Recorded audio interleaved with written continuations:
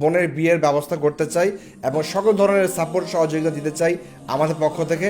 আসিল এ পানি আনতে লাইন ধরেছিল, যখন পানিটা সে ভর্তি করছিল এমন সময় বোমের আঘাতে সে আহত হয়, অনেকে মারা যায়। আমরা আপনাদের কাছে একটি উদারত আহ্বান নিয়ে এসেছি। আমার পাশে যে গাজার যে মজলুম বোনটি রয়েছে তার নাম আসিল, তার 25 বছর বয়স। আমরা দেখেছি গাজায় যেভাবে পানি বিতরণ করা হয়, পানি ট্যাঙ্কগুলো নিয়ে যাওয়া হয় এবং সবাই লাইন ধরে পানি নেয়। আসিল এ পানি আনতে লাইন ধরেছিল, যখন পানিটা সে ভর্তি করছিল এমন সময় বোমের আঘাতে সে আহত হয় এবং তার মতো এখানে যারা পানি আনছিল অনেকে মারা যায় এবং অনেক আহত হয়। এখানে তার পেট চিরে যায় এবং পেট চিরে যাওয়ার পর এখানে যত ধরনের পেটের ভিতরে আমরা যে বলি নাড়ি ভুঁড়ি আছে, এই জিনিসগুলো বের হয়ে যায়। দেখেন, চিন্তা করেন যে একটা মেয়ে মানুষ পানি আনতে গেছে, এমন সময় তার ওই জায়গায় বোম পড়ে এবং সে আহত হয় এবং তার পেট চিরে সকল নাড়ি ভুঁড়ি বের হয়ে যায়। এবং দেখেন, সে অবস্থা তাকে হসপিটালে নেওয়া হয়। হসপিটাল ডাক্তার তাকে ওইভাবে চিকিৎসা দিতে পারে না, বিধায় তাকে মিশর আনা হয়েছে। সে মিশর এখন চিকিৎসা নিচ্ছে। তারপরেও এই চিকিৎসাটা তার জন্য পুরোপুরি উপযুক্ত না, তার এখনও চিকিৎসা অনেক সাপোর্ট প্রয়োজন।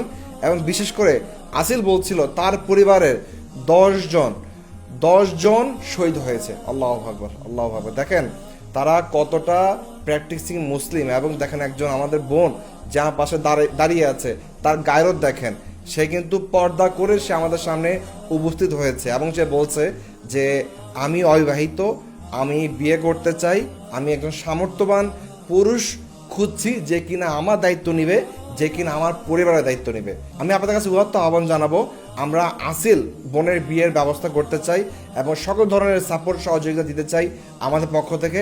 আপনারা যদি কেউ আগ্রহ প্রকাশ করেন যে তার বিয়েতে সহযোগিতা করবেন বা এগিয়ে আসবেন, প্লিজ আপনারা আসতে পারেন ইনশাল্লাহ। এবং আসুন আমরা সকলে মিলে এই আসিলকে আমরা বিয়ের ব্যবস্থা করে দেই। এবং আপনাদের জানিয়ে রাখি, আমরা ইতিমধ্যে উদ্যোগ নিয়েছি যে সকল গাজার মজলুম, যে সকল বোনেরা অবিবাহিত রয়েছে এবং যে সকল বোনেরা আজকে স্বামীকে হারিয়ে বিধবা হয়েছে, সে সকল বোনদের আমরা বিয়ের ব্যবস্থা করছি। আমরা আপনাদের কাছে উদাত্ত আহ্বান জানাবো, আসুন এই প্রজেক্টটিতে আমরা এগিয়ে আসি। এটা একটি সাদকা জারিয়া প্রজেক্ট ইনশাআল্লাহ। الإصابة صارت وقت لما كنا بنعبي مية. তো আমরা তার কষ্টের কথা শুনছিলাম। তার এখন দরকার তার একটা শেল্টার, তার এখন দরকার একটা পরিবার। আসুন আমরা আমাদের গাজার মজলুম বোন আসিলের পাশে এসে দাঁড়াই।